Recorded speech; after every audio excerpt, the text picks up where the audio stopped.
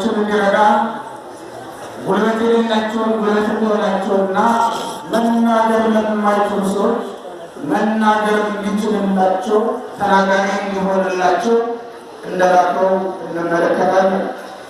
እግዚአብሔር ይህችን ዓለም በብዙ ደካማ ሰዎች አድኗት ያውቃል። በብዙ ደካማ ሰዎች ደግፏት ረድቷት ያውቃል።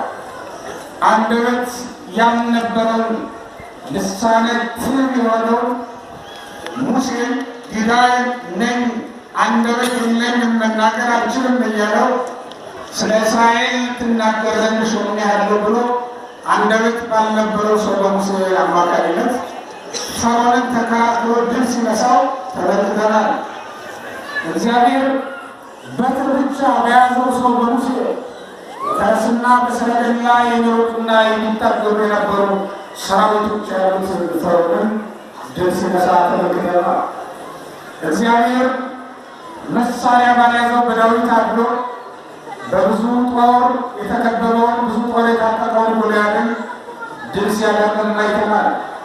እግዚአብሔር በብዙ ደካማ ሰዎች ቅድም እንዳልኳችሁ ደካማ ሰዎችን አስነስቶ ብርቶችን አጥቅቶ ይህንንም ዓለም ታድጎታል።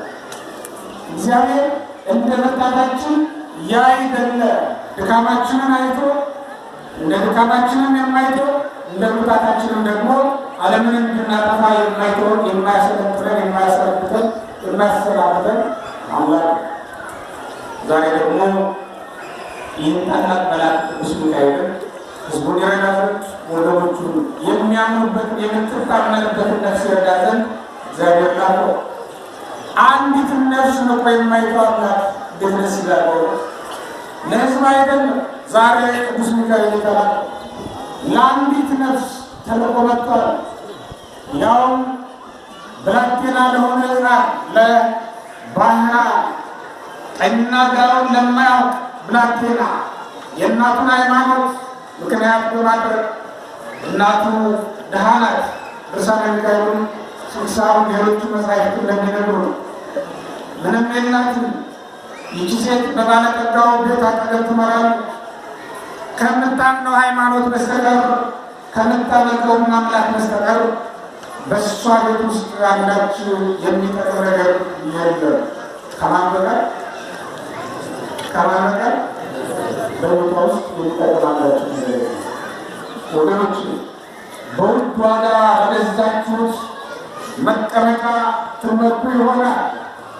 በውድ ዋጋ ገዝታችሁ የገጠማችሁለትን በር ያዩላችሁ ዘንድ ወገኖቻችሁን ወደ ቤት ትጠሩ ይሆናል።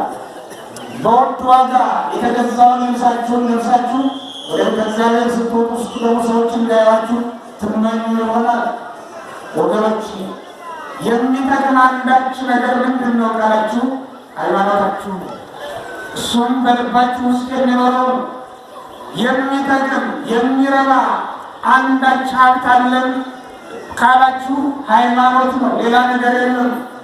ዓለም በጠቅላላው የእናንተ ቢሆን ምን ይረባችኋል? ምን ይጠቅማችኋል? ወገኖች ዓለምን የገዙ ብዙዎች ነበሩ አይደለም? ዓለምን ያሰደዱ ብዙዎች ነበሩ አይደለም? ከቀድሞቹ እነ ናቡከደነፆር፣ ከኋላዎቹ እነ እስክንድር፣ ከኋላዎቹ ከአዲስ ኪዳን ነገሥታት ደግሞ ብዙዎቹን መጥቀስ ይቻላል። ወገኖች ዓለም በእጃቸው ነበረች። አንዳንዶቹ ወደ ሰማይም አልፎ ፀሐይን ማውጣት ማግባት ያማራቸው ብዙዎች ነበሩ።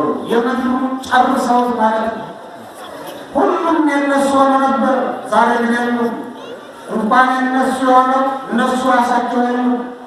ስለዚህ ቤታችሁ ውስጥ ባለው ውድ ነገር አይደለም ልትደሰቱ ይገባል። በውድ ዋጋ በተገዛው ልብስና ጌጥ አይደለም ልትመኩና ልትደሰቱበት የሚገባ። በሃይማኖታችሁ ደስ ይበላችሁ፣ በክርስትናችሁ ደስ ይበላችሁ፣ በምታመልኩት አምላክ ደስ ይበላችሁ ወገኖች። በምታመልኩት አምላክ በእግዚአብሔር ደስ ይበላችሁ። ያማረውን የጣፈጠውን ስለበላችሁ አይደለም። የሚያምርና የሚጣፍጥ ይበሉ የነበሩ መራራውን ሞት ከመቅመስ ግን ያልዳኑ በጣም ብዙዎች ናቸው። ምናልባትም በመራራ የገሃነም ኑሮ እየኖሩ ይሆናል አንዳንዶቹ አናውቅምና።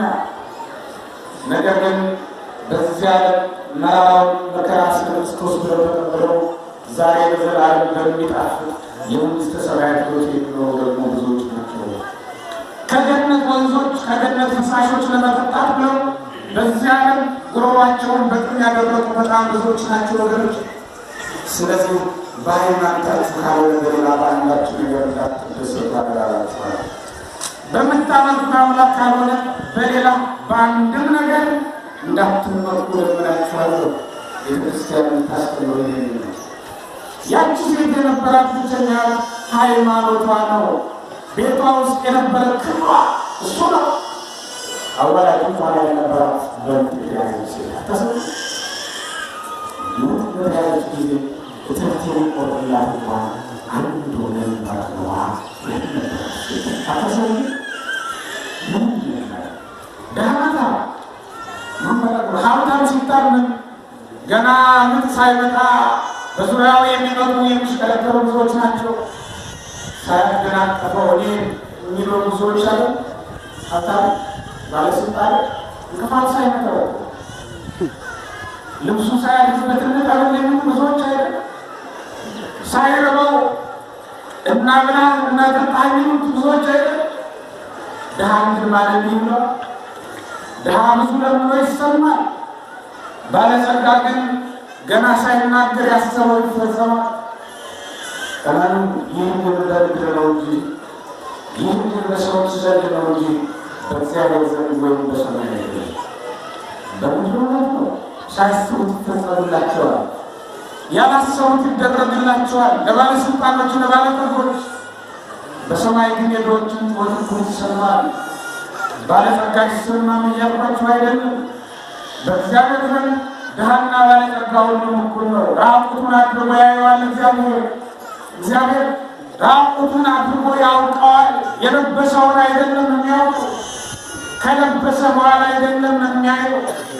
እኛም የምናየው ከለበሰ በኋላ ማለት ልብሰ መንግስቱን ከደፋ በኋላ ከለበሰ በኋላ የክብር ልብሱን ከለበሰ በኋላ የምናየው። እግዚአብሔር ግን ገና ልብሱ ሳይደረግ መኝታ ቤቱ ውስጥ እያለን አይቶታል። ገና ምንሳይ ልብሱ ሳይደረግ ነው ልብሱን ከለበሰ እኛ በልብሱ አከበር ነው። እግዚአብሔር ግን ከለበሰ ስለሚያውቀው ከእኛ ጋር እኮ ይሆናል፣ ከድሆቹ ጋር እኮ ይሆናል። ለዚህ ነው ችግር የሚንከባከባት ማጣቷ በዚህ ምክንያት አንዳች ሰው መጥቶ ሊደግፋት ፈቃደኛ ነበረ። እግዚአብሔር ግን ጭንቀቷን አይቶ መላእክት ከሰማይ ያቀርባል። በሃይማኖት ደስ ይበላችሁ አላችሁ። ለዚህ አይደለም በሃይማኖት ብንደሰት ረቂቃን ረዳቶች ከሰማይ ይላኩልናል። ዓለምን በአንድ ጊዜ መገለጥ የሚችል ኃይል ያለው መልአክ ከሰማይ ይላካል። ገብርኤልና ሚካኤል ወደዚች ድሃ ቤት ገብተው በመስኮት ስትከላከል ሲያገላግሏት ሲደግፏት እንደነበረ በቅዱሳን ተጽፈው ይመለከታለን። በመስኮት ይገባል ከሰላቱ እግዚአብሔር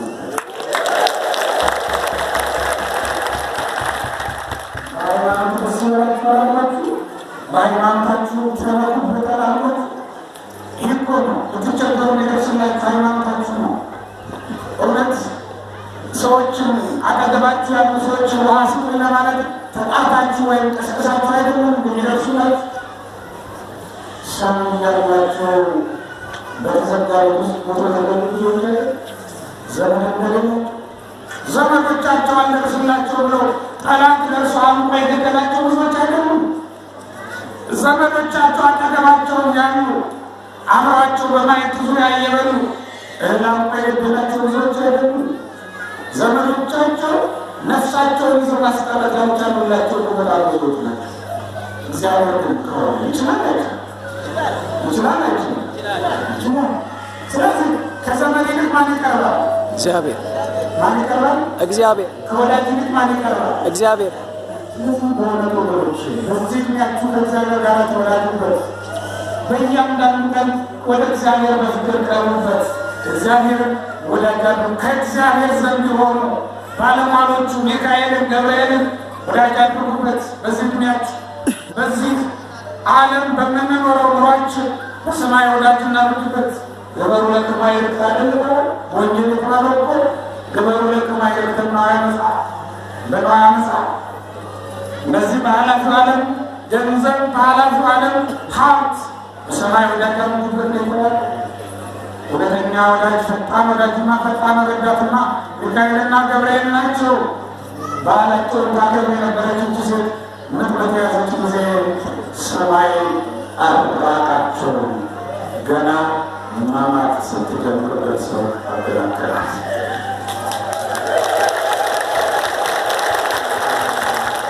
እግዚአብሔራችን ነው ወገኖች፣ ሐኪም አይደለም፣ ሐኪም አይደለም። ስለዚህ ብንታማ ሐኪማችን ማን ነው? ብንጨነቅ ረዳታችን ማን ነው?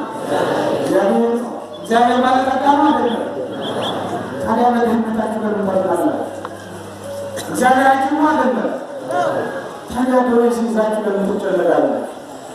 ወገኖቼ እግዚአብሔር የተቸገሩትን ይረዳል ወይስ አይረዳም? እኑኑ ሃይማኖታችሁ ጠንካራ ይሁን። ይህችን ሴት እኮ እንደዛ ነው የምንነግራችሁ። ለዚህ ነው የብዙ ሺህ ዓመት ታሪክ የምንተረክላችሁ። ለዚህ ነው ወገኖቼ እኛም በሃይማኖት ብንጸና ይህ ስለሚደረግልን ለሚያምን ዛሬም ስለሚደረግ በወንጌል የተጻፈውን እመኑ። ለሚያምን ሁሉ ይቻላል የተባለው ለሚያምን እስኪ በምትንካ ሁሉ ይቻላል። ለሚያምን ሁሉ ይቻላል። ለሚያምን ሁሉ ይቻላል። ምን ለምን ለሚያምን ምን ይደረጋል? ሁሉ ይቻላል። ማይደረግ ነገር አለኛ ማይደረግ ነገር ለሚያምን በእውነት ዛሬ ላሊበላም ላሊበላንም ባላበልና ከበለ መልአኩ ቅዱስ ሚካኤል አብሮ ላሊበላ ቤተ መቅደስ ሲገነባ አብሮ ያንን ድንጋይ ቅርጽ ሲያወጣ ይረዳው የነበረ ይህ ታላቅ መልአክ ቅዱስ ሚካኤል መጋቢ መልአክ ነበረ። ለኢትዮጵያ ነገሥታት ይህ ታላቅ መልአክ ቅዱስ ሚካኤል በእኛ ሀገር በኢትዮጵያ ምድር መልአኩ ሚካኤል ቤተ መቅደስ ገንብቷል። ይህ ታላቅ በሙሴ ዘንድ የሙሴን ድንኳን በተሰራች ጊዜ አብሮ የረዳው የነበረ ቅዱስ ሚካኤል ነው። ታውቃላችሁ መጋቢ ብሎ እንለዋለን። በዚህ ምክንያት የብሉይ ኪዳኑን ቤተ መቅደስ የገነባው መልአክ በኢትዮጵያ ምድር ደግሞ ላሊበላን እየረዳ ቤተ መቅደስ በላስታ ምድር ላይ ገነባ።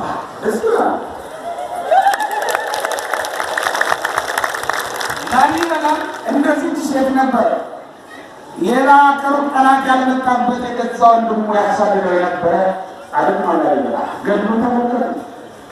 እንዳይለብስ አሳደውታል፣ ገርፈውታል። ሲገረፍ ግን ግርፋቱ በላዩ ላይ እንዳያፍበት የእግዚአብሔር መልአክ ክንፉን ዘርግቶ ይቀበልበት ነበር። ላሊበላ የእኛን አገር ንጉሥ እንዲህም አድርገው ሳይበቃቸው አሳደውታል። ላሊበላ ከመንገሱ በፊት መከራ ቀምሷል። በዚህ በግብፅ አድርጎ እስከ ኢየሩሳሌም ድረስ ተጉዟል። እዚያ ነው ራእዩንም አይቶ መጥቶ ይህንን ቤተ መቅደስ ኢትዮጵያ ምድር ላይ የገነባው።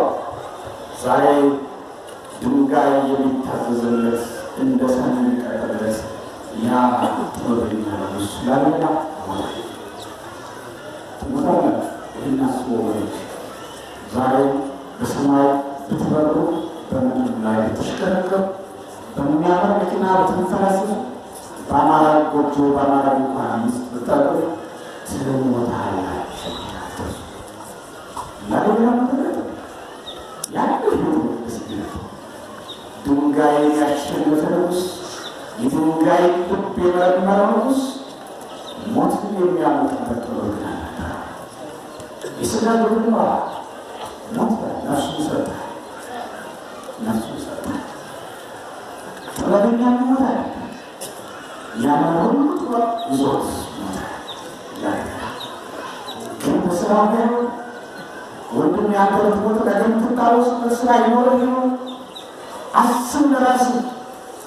እኛ ብንሞት በእውነት ነገር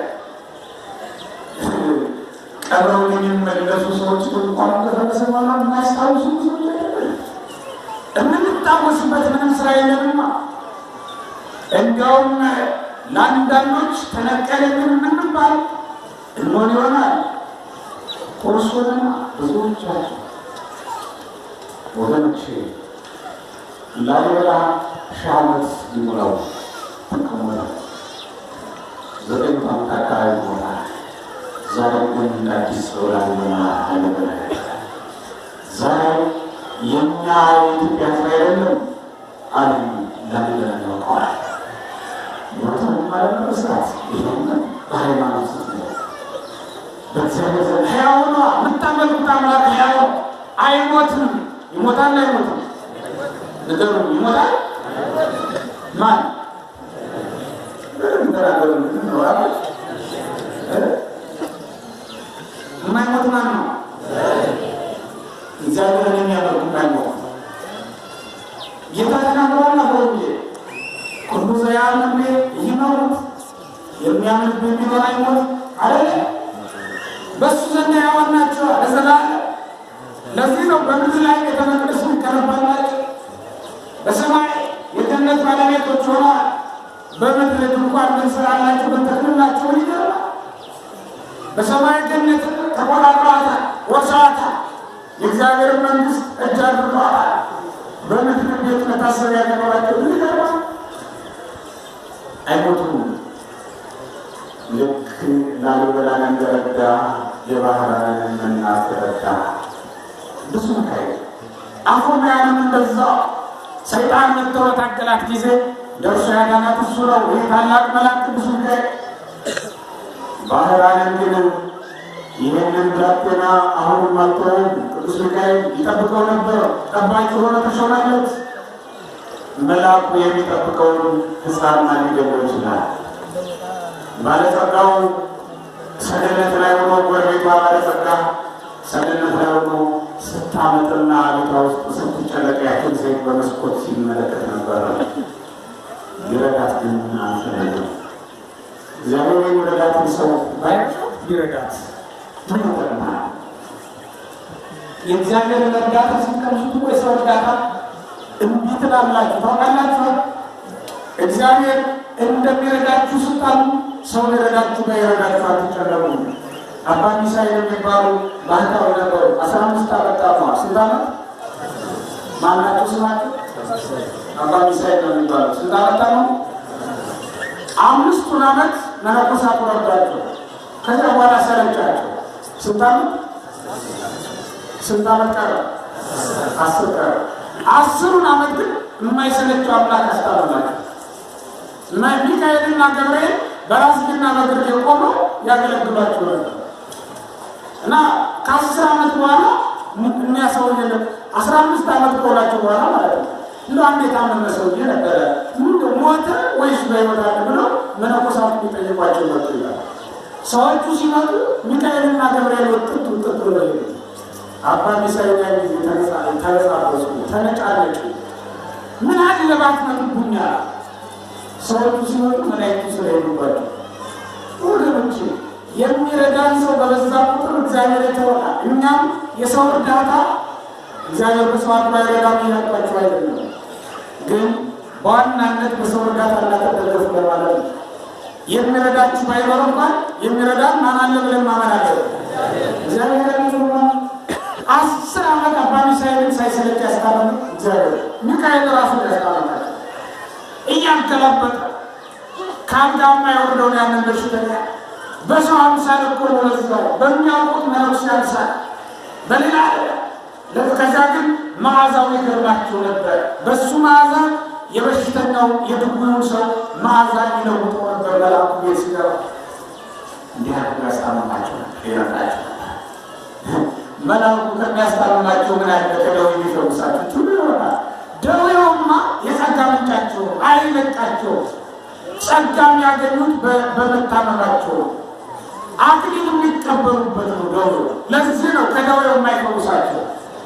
ከደዌው ያላዳናችሁ እናንተ ሃይማኖተኞች፣ እናንተ ሚካኤልን የምትለግሱ የምትዘክሩ የምትመጻወቱ በሚካኤል ስም ማታና ማለዳ እዚህ ሚካኤል ቤት የማትጣጡ ሰዎች እናንተን አልፎ ሌሎችን ሲያድን ሲረዳ ታዩታላችሁ አይደል? እናንተን ዝም ያላችሁ አክሊል የምትቀበሉበት ስለሆነ ነው ችግራችሁ። በእውነት እመኑን። ይሄ ነው ሌላ ነገር አለ። ይሄ መልአክ ጸሎታችሁን አልሰማም ማለት አክሊል እንድትቀበሉበት ስለፈለገ ነው እግዚአብሔር ዝም ያላችሁ እንጂ እኮ ምንም የማይጸልዩ አሁን አባታችን ብለው የማያውቁ ሰዎች ጠግበው ሃይማኖት የሌላቸው ሰዎች ጠግበው እናንተ በስሙ ተጠራችሁ ክርስቲያን ተብላችሁ እየተራባችሁ ሃይማኖት የሌላቸው ብትጠግቡ ያደረጉ እነሱን አትግቡ ያደረጋችሁ ከኛ ቃሎች ባለፈቀው ነው ከኛ ዶች ሊወሰድ ሃይማኖት የሌላቸው እንደዛ ነው። ሃይማኖት ስላለ እንጀራ ልንበላበት አይደለም። ድህነታችንን በሰማይ ዋጋ የሚያሰጠን ከሆነ መቀበል ስላለብን የተቀበልነው ወገኖች። ይህችንም ሴት የሚረዳት ሰው ያላስነሳላት በዚህ ነው ራሱ ሊረዳት ስለተደረገ በኋላ ግን መላእክቱ ተነጋገሩ። ሚካኤልና ገብርኤል ያንን ሕፃን አንተ ባርከው ተባባሉ። እንዴት ደስ ይላል! ሚካኤልና ገብርኤል ከተወለደበት ቀን ጀምሮ ይባል እንዴት ደስ ይላል!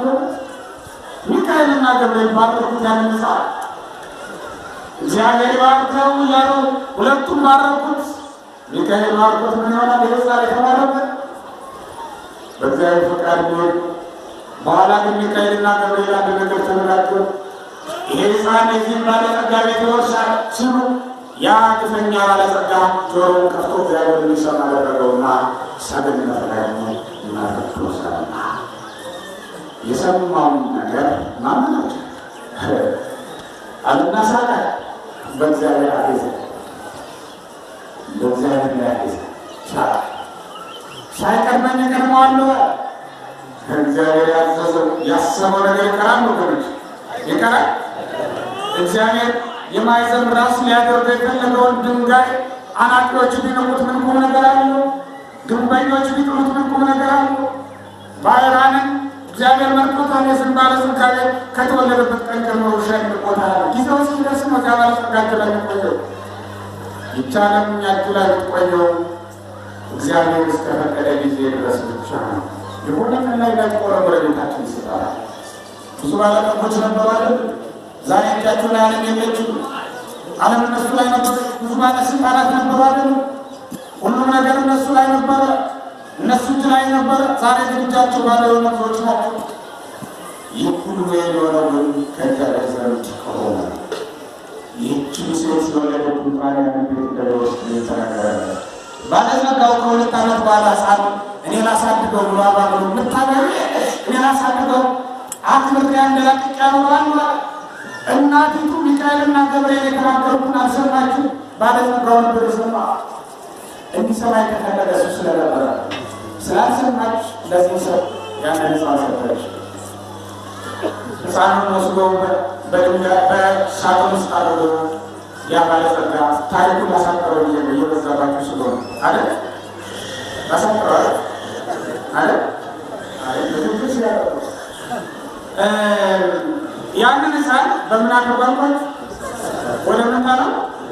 ወደ ባህር ቅዱስ ሚካኤል ግን ይቀስፍ ነበር ማለት ነው። ሳጥኑ ምን ሆነ? ታንኳ ሆነ፣ መርከብ ሆነ። እግዚአብሔር ስለቀደም ድንጋዩን ታንኳ አድርጎ እና ባይሮት አምላክ እንዳጋ አድርሷቸው ባጋ እስጢፋኖስ ያስገባቸው እኮ በጀልባ አይደለም በድንጋይ ነው። እግዚአብሔር ስለቀደም ድንጋዩን ጀልባ የሆነ ለዚህ መሳል ሳጥኑ ጀልባ ሆነለት። በባለጠጋው ሀሳብ ባህሩን መቃወም እንደሆነ ነበር የተፈለገ። ቅዱስ ሚካኤል እየቀዘፈ ባህሩን ወሰደና አሻግሮ አንድ ሀገር ላይ ያስቀመጠው። እንዲያድግ ነው እዚያ ይሄ ክፉ ሰው እንዳያየው ነው፣ ክፋቱን እንዳያሻገርበት ነው። እዚያ ውስጥ ነው በክብር በደግ ሰው የሚታሳደገው። ካደገ በኋላ ያ ሰው ያ ክፉ ባለጸጋ ነጋዴ ለንግድ ላገር ሲሄድ ባህራን እያሉ ሲጠሩት ስሙን ሰማና ስሙ ደስ ብሎ ታሪኩን ጠየቀ። ከባህር ያገኘነው ስለሆነ ማናም ነው አሉት። ባህራን ለማናም ደነገጠ። ይህ ሰው ራሱ የጣለው ሰው ሕፃን እንደሆነ ገባው። ሳጥኑን አሳዩት፣ የራሱ ሰው አሁን ቀረጦ ለካለወሰ እንኪያሳልና ያንን አሳዳጊ የባህራንን አሳዳጊ ሰው ወደ ባለቤቱ መልእክት አለኝና ልልቀው ራክብት ፍቃደኛ ያለው ደብዳቤ ጽፎ ሰጠው። ይህን ሰው እንደደረሰ ግደሉት የሚል ደብዳቤ ጻፈና ገንቀሳቀኝ ለባለቤቱ ስልጣለው እንደደረሰ ተናገር መንመልት ሄደ። እሱም በታማኝነት አደራ ነውና ያንን ደብዳቤ ተቀብሎ ጎዳናውን ቀጠለ። በዚያ ጎዳና ግን በባህር ላይ የረዳው ቅዱስ ሚካኤል አብሮት ከእሱ ጋር ነበረ። በሕይወት መንገድ ላይ መልአኩ ቅዱስ ሚካኤል ከእናንተ ጋር እንዲሆን የእግዚአብሔር ቅዱስ ፈቃዱ ነው። በእያንዳንዳችን ነገር መላእክቱ ከእኛ ጋር ባይሆኑ ኖሮ ሰይጣን አደጋው ብዙ ነበረ። ወገኖች ያላያችሁት እኮ ስንት አደጋ እየቀባልፏችኋል፣ ስቷችኋል መሰላችሁ። ስንት ሞት አምጧችኋል መሰላችሁ። ከስንት አደጋ ተጠብቃችኋል መሰላችሁ። ያላየነው አደጋ በጣም ብዙ ነው። እኛ መብረቅ ከሰማይ ሲጮህ እንደሚታል መሬት ላይ ሆነ፣ ግን በምድር ላይ የሳተ ስንት መብረቅ አለ መሰላችሁ። ያላየነው እግዚአብሔር ማንን እኮ ጠበቀ? መላእክቱን እኮ ጠበቀ። ለዚህ በቃ ዛሬ ላይ የደረስነው እዚያ ከተገለበጠ ለዚህ የተረፈ ብዙ ከባህር ውስጥ በደህና የወጣ ብዙ አለ። መከተሰብ ሌሎቹ ሲሞቱ ከተለያዩ መቅሰፍቶች የዳነ በጣም ብዙ ነው። ይህንን ሰው ከሕይወት መንገድ በመንገዱ ላይ የጠበቀው ነበር። በባህር የጠበቀው በየብስ አይረዳውም። ሞኝነት እኮ ንስሐ ለመግባት በእውነት ትናንት ከባህር ያዳነው የማትልቅ አምላክ ቢኖረው ነው ብሎ ንስሐ ሊገባ ነው ነበረበት። ወገኖች እናንተን በደህና ሲያጠፍ እግዚአብሔር ለእናንተ እያዳላ ይመስላችኋል? እነዚያ ሲቀሰፉ እናንተ ሄዳላችሁ ከጦር ሜዳ በደህና የተመለሳችሁ በረሃ